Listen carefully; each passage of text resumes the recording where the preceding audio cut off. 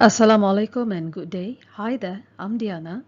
Today we are going to learn how to use appropriate words, expressions or register for the intended purpose and audience in writing. WE013. This is our objective for today.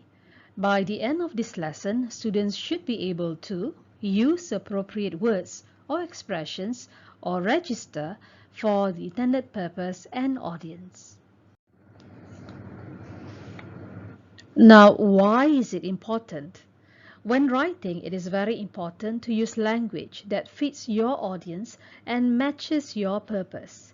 Inappropriate language uses can damage your credibility, undermine your argument, or alienate your audience. We adjust our behavior, speech, and actions, which is our purpose, depending upon who we are speaking to or writing for, which is our audience. For example, we do not use the same language, nor do we speak in the same tone when we talk to our friends as we do with our grandparents. Similarly, if we speak to our parents disrespectfully, they might respond by saying, "Don't use that tone with me." When writing, the words we choose create the tone and convey to the reader that we are being conversational, formal, sarcastic, or even humorous. Language, tone, and audience significantly affect how we communicate our ideas in our writing.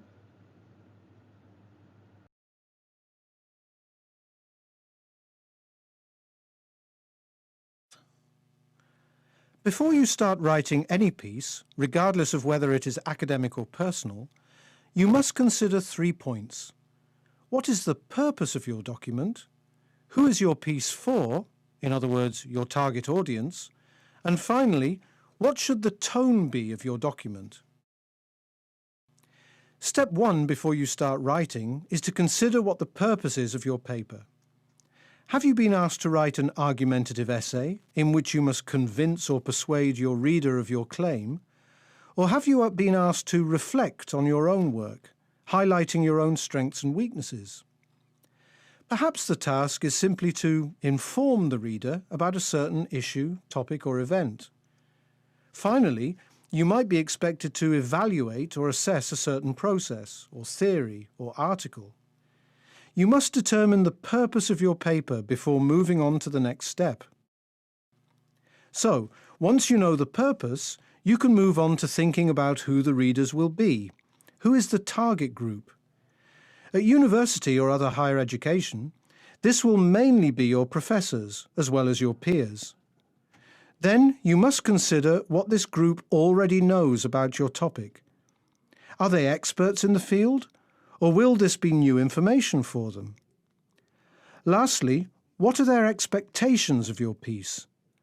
If their expectations are not met while reading your paper, they will be disappointed, and this should be avoided at all costs.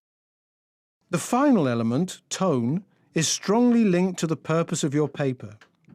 It must match what your intention is, because it conveys your attitude, your mood, and your level of formality.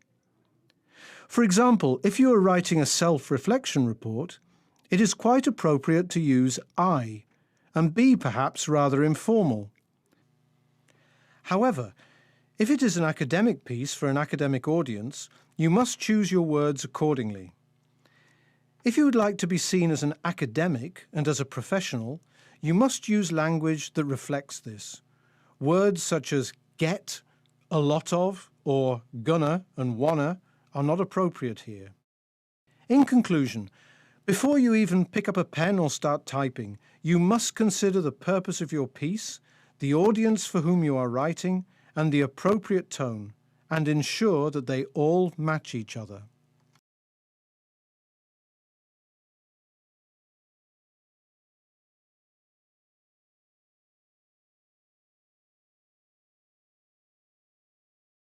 Appropriate tone, and ensure that they all match each other. Now, writing your purpose. In academic contexts, such as writing for your MUET paper, Purpose can be written as a thesis statement.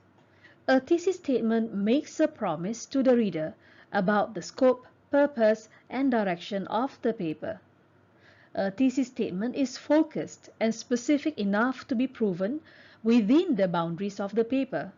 Keywords such as nouns and verbs should be specific, accurate, and indicative of the range of research, thrust of the argument or analysis, and the organization of supporting information. Now, what makes a successful thesis statement? There are 5 elements.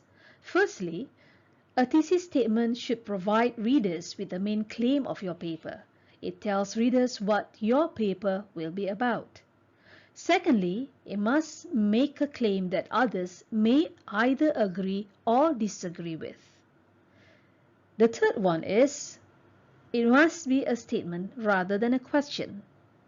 And the fourth element is, your thesis statement is written in your own words. It is not a quote from a source.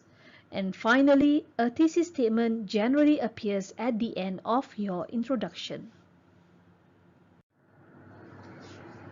Let's look at an example of a bad thesis statement. There are many factors that can influence a person's career choice. Yes, it is true that this is a statement. However, the factors are not being identified or are not given in this sentence. So as a reader, I do not know what are the factors that you're going to focus on in the paper. This is an example of a better thesis statement.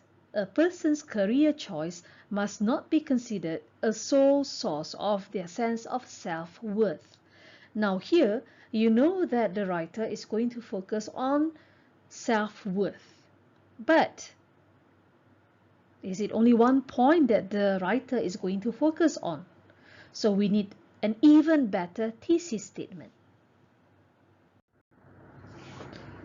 Now let's look at an example of an even better thesis statement. While prestige and a high salary are important, a person's career should not be considered as the most important source of their sense of self-worth.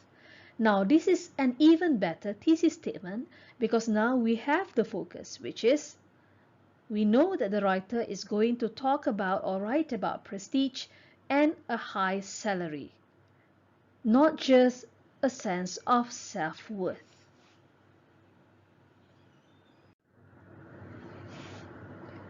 We have looked at purpose just now. Now let's look at what does it mean by writing for your intended audience. An audience is the person for whom a writer writes. A writer uses a particular style of language, tone, and content according to what he knows about his audience. For instance, Stephenie Meyer's novel series Twilight has targeted primarily younger female audiences. Similarly, J.K. Rowling's Harry Potter series became a blockbuster hit with a target audience of youth and adult fantasy fiction lovers. The language that you choose for your intended audience is very important. This is how you say what you want to say, or the words a writer chooses to clearly and effectively express ideas or to evoke a particular mood. Developing a rich and extensive vocabulary will enable you to create variety in your writing, especially in academic contexts such as Malaysian University English Test. Colloquial language is used in informal writing situations and creates a conversational tone. Everyday spoken language gives your writing a casual, relaxed effect. Colloquial language is not necessarily wrong, but it is used when a writer is trying to achieve informality. Some college writing assignments may require writers to use colloquial language, but most require a formal tone that is discipline specific. Let me give you an example.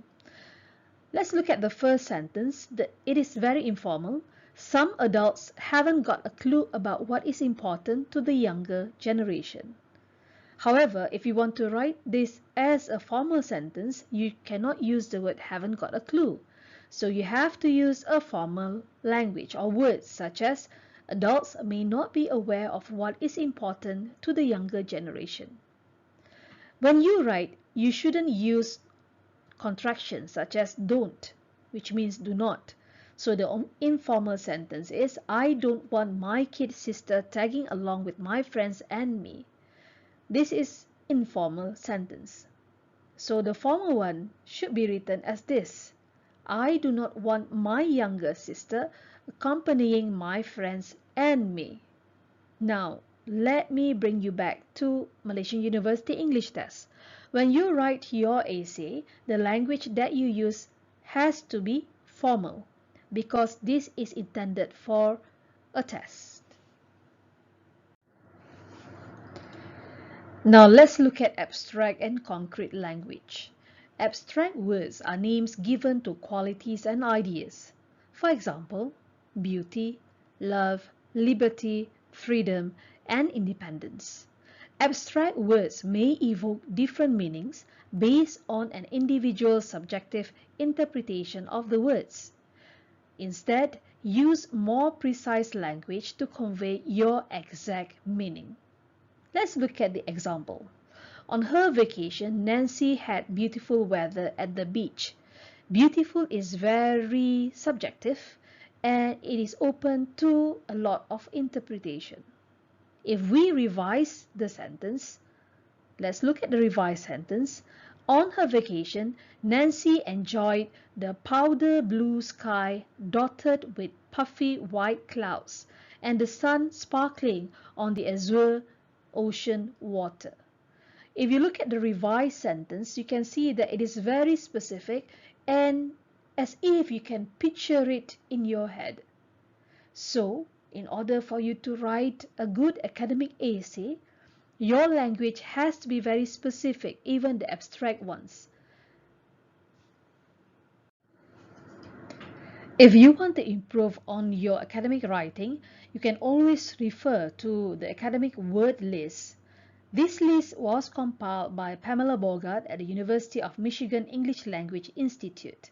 The list includes most of the 570 head words of Averill Coxhead's 2000 academic word list. So the source is there, so you can always go to www.vocabulary.com and then look at the academic word list. Perhaps you can use it in your essay as well. Now let's recap our objective. Our objective is by the end of this lesson, students should be able to use appropriate words or expressions or register for the intended purpose and audience. I believe that purpose and audience are two elements that are important before you start writing your essay. Hopefully you have gained a lot from our video today and get ready for the practice after this. Now this is your practice. In a group of 3 or 4, try to write an essay based on the question given. Type your essay in a Google document and share the link with your lecturer. Your lecturer can make correction or edit your essay so as you can produce better essays next time. Now this is the question, the recent one in NUET session 1, 2020. Our positive attitude towards health is influenced by the way we were brought up. Do you agree with the statement? Justify your stand by giving relevant examples, and you should write at least 350 words. Thank you for watching. See you soon. Bye.